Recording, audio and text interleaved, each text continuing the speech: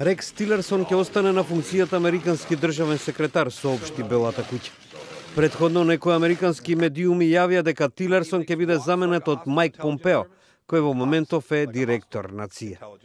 Портпаролката на Белата куќа, Сара Сандерс, запрашана во врска со ваквите наводи, изјави дека кога председателот Доналд Трамп ќе загуби довербата во некого, веќе не работи со него.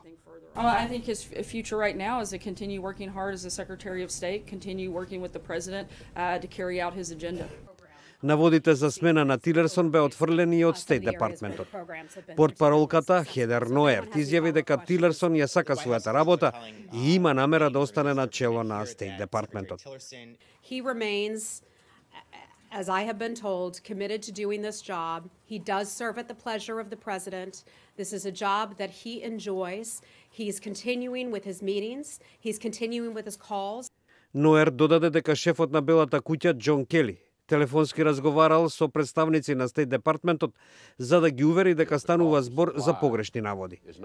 Таа додаде дека Тилерсон во текот на идната недела ќе има повеќе важни состаноци во Брисел, Стокхолм, Виена и Париз.